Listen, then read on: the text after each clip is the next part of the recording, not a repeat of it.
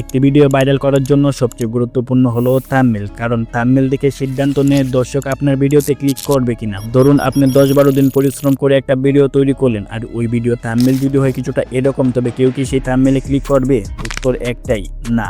তাই আমাদের এমন থাম্বনেল তৈরি করতে হবে যে থাম্বনেল দেখলে দর্শক ক্লিক করতে ইচ্ছে করে। আর একটা কথা সবসময় মনে রাখবেন, একটি ভালো থাম্বনেল আপনার ভিডিও সাফল্যের চাবিকাঠি। আর আজকের ভিডিওটা পুরোটা দেখবেন, কারণ আজকের ভিডিওতে গিভওয়ের ব্যবস্থা করা হয়েছে। গিভওয়ে সম্পর্কে পরে বলতেছি। আজকের ভিডিওটা 3 ধাপে বিভক্ত করা হয়েছে।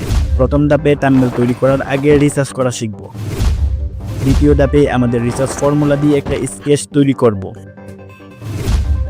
আর তৃতীয় ধাপে আমাদের সকল প্রকার রিসার্চ ফলো করে আমরা একটা থাম্বনেল তৈরি করে দেখাবো। তো প্রথমে চলে যাব আমরা ইউটিউবে যাওয়ার পরে এখান থেকে আমরা যে টপিকের উপরে থাম্বনেল তৈরি করব সেই টপিকটা এখানে লিখে সার্চ করব।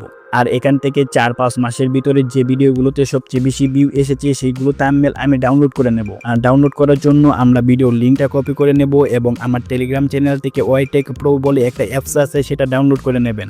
দেন ওই অ্যাপসের ভিতরে ঢোকার পরে এখান থেকে থাম্বনেল ডাউনলোড এখানের উপরে ক্লিক করবেন। আর দেন এখান থেকে লিঙ্কটা পেস্ট করে দেবেন আর এখান থেকে সার্চ করবেন। আর এখান থেকে ডাউনলোডে ক্লিক করলেই এটা ডাউনলোড হয়ে যাবে। আপনারা এই নিয়ম ফলো করে 4-5টা থাম্বনেল ডাউনলোড করে নেবেন। আর এখন সবগুলো থাম্বনেলকে অ্যানালাইসিস করবেন আর এখান থেকে যে থাম্বনেলটা সবচেয়ে বেশি আপনার কাছে ভালো লাগবে সেটাকে আপনি মডিফাই করা শুরু করে দেবেন। এখানে অনেকেই মনে করেন অন্যের থাম্বনেল দেখে কাজ করাটা চুরি, কিন্তু আমি বলি পৃথিবীর যত ডিজাইনার আছে সবাই কি তাহলে চোর? ডিজাইনাররা অন্যের কাজ দেখে আইডিয়া নেয়, তারপরে নিজের ক্রিয়েটিভিটি দিয়ে নতুন কিছু তৈরি করা শুরু করে দেয়। এটা চুরি নয়, বরং সৃজনশীলতা। তবে হুবহু কপি করা যাবে না, ওই থাম্বনেল থেকে আইডিয়া নিয়ে নিজের মতো করে বানাতে হবে। দ্বিতীয় ধাপে রিসার্চ করার পরে আমাদের মাথায় যে আইডিয়াগুলো এসেছে সেইগুলো দিয়ে আমরা একটা থাম্বনেল তৈরি করব। থাম্বনেল তৈরি করার আগে আমাদের সময় বাঁচানোর জন্য একটা স্কেচ তৈরি করব। ওই থাম্বনেলের স্কেচ দেখতে যদি ভালো লাগে তাহলেই আমরা অরিজিনাল থাম্বনেলটা বানাবো। আর আমি এই থাম্বনেল থেকে আইডিয়া নিয়ে নিজের মনের মতো করে মডিফাই করে একটা স্কেচ বানিয়েছি। আপনার কি মনে হয় এটা আমি বানিয়েছি? না রে ভাই, আমার ড্রয়িং এর হাত এতটাও ভালো না। আমি যেটা বানিয়েছি সেটা হচ্ছে এটা। আর এটা দেখার পরে যারা হাসি ধরে রাখতে পারছেন না তাদেরকে বলছি আইডিয়াটা কেমন কাজ করছে সেটা দেখার জন্য শুধু এটা বানিয়েছিলাম। ওকে, এখন আমরা অরিজিনাল থাম্বনেলটা বানানো শিখবো। তার জন্য আমি চলে যাব PixelLab-এ।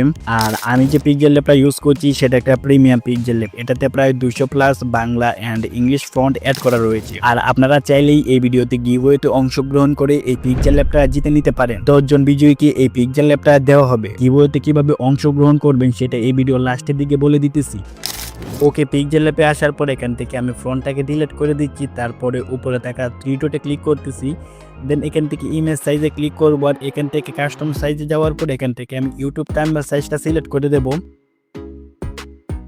আর দেন তারপর এখান থেকে উপরে থাকা প্লাস আইকনে ক্লিক করব। তারপর এখান থেকে শেপে ক্লিক করবো। আর এখান থেকে আমি একটা শেপ নিয়ে নেব আর শেপটাকে আমি ব্যাকগ্রাউন্ডের অনুযায়ী বড় করে দেবো। দেন তারপরে নিচের দিকে একটু স্ক্রল করব আর এখান থেকে ব্ল্যাক কালারটা সিলেক্ট করে দেব। দেন তারপর এখান থেকে উপরে থাকা লেয়ার একটা ক্লিক করব আর এটাকে আমি লক করে দেব। আর দেন তারপরে আবার ওই লেয়ারটার উপরে একটা ক্লিক করলে এটা চলে যাবে। আর দেন তারপরে আবার প্লাস এখানে ক্লিক করব আর এখানে ফ্রম গ্যালারিতে ক্লিক করব আর এখান থেকে অডিও ওয়েবগুলো সিলেক্ট করে নেব।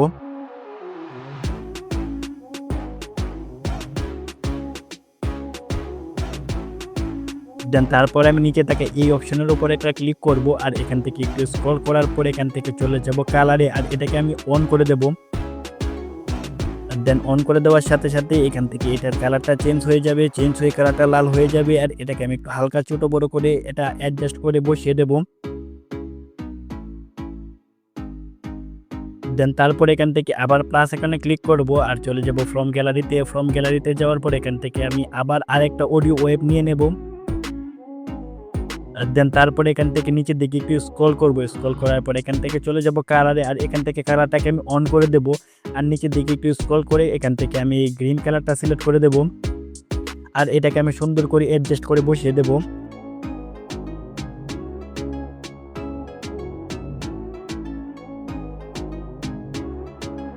দেন তারপরে আমি এখান থেকে আবার প্লাস আইকনে ক্লিক করব আর এখান থেকে ক্লিক করব শেপসে ক্লিক করার পর এখান থেকে আমি এখানে ক্লিক করব আর এখান থেকে আমি উপরে থাকা এই শেপটাকে সিলেক্ট করে নেব আর এখান থেকে অপাসিটিটা একবারে 0 করে দেব। আর নিচের দিকে একটু স্ক্রল করার পর এখান থেকে স্ট্রোকটাকে 100 করে দেব আর এখান থেকে আমি রেড কালারটা সিলেক্ট করে দেব। দেন তারপরে এটাকে আমি একবারে ছোট করে দেব।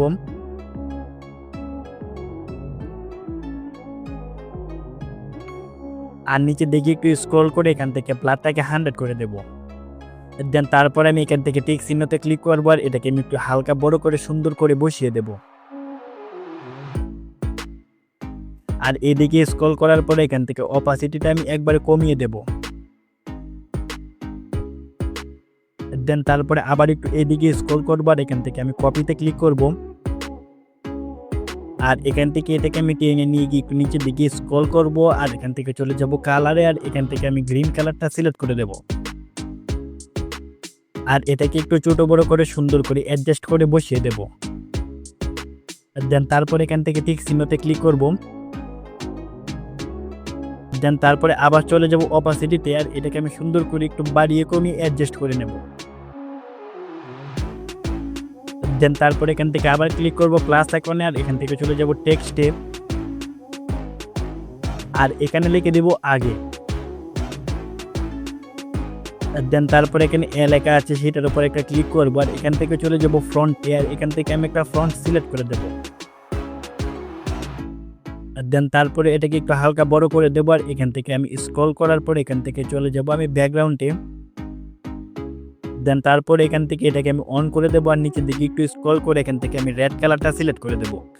আর নিচের যে সেটিংসগুলো দেওয়া আছে সেইগুলো আপনারা একটু প্র্যাকটিক্যালি দেখে নেবেন।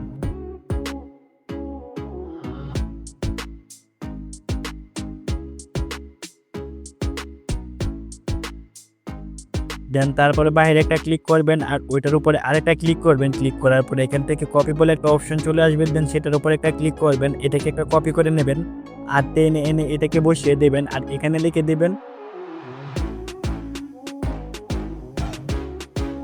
দেন তারপরে এখান থেকে নিচের দিকে একটু স্ক্রল করবেন আর এখান থেকে চলে যাবেন ব্যাকগ্রাউন্ডে আর এখান থেকে গ্রিন কালার ব্যাকগ্রাউন্ডটা সিলেক্ট করে দেবেন আর এখান থেকে এটার উপরে ক্লিক করে কালারটা একটু কমিয়ে দেবেন। দেন তারপর সুন্দর করে সাইজ মতো বসিয়ে দেবেন। দেন তারপরে নিচের দিকে একটু স্ক্রল করলে এখানে দেখতে পারবেন ইমবোস, এটাকে আপনি অন করে দেবেন আর এখান থেকে আপনি সব কটাকে 100 করে দেবেন। সেম কাজটা আপনি ওই টেক্সটের সাথেও করে দেবেন।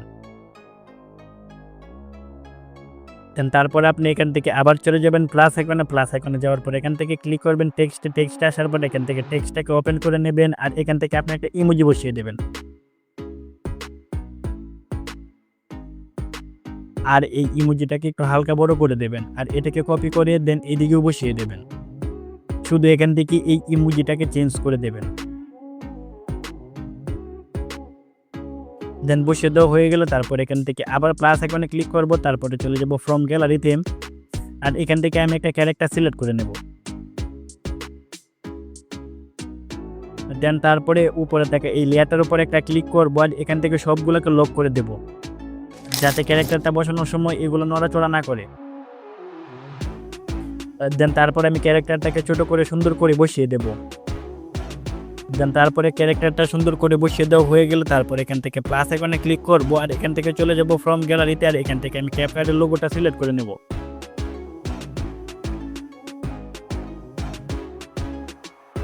দেন এটাকে এখন ছোট বড় করে ক্যারেক্টারটার মাথার উপরে সুন্দর করে বসিয়ে দেব। দেন বসিয়ে দেওয়া হয়ে গেল। তারপরে আমি আবার এই লেয়ারটার উপরে একটা ক্লিক করব আর এখান থেকে আমি এই টেক্সটটাকে আনলক করে দেব। দেন আনলক করে দেওয়ার পরে এই টেক্সটটাকে আমি একটা কপি করে নেব আর এটাকে আমি ক্যারেক্টারটার উপরে বসিয়ে দেব আর এখানে আমি লিখে দেব ভয়েস এডিটিং।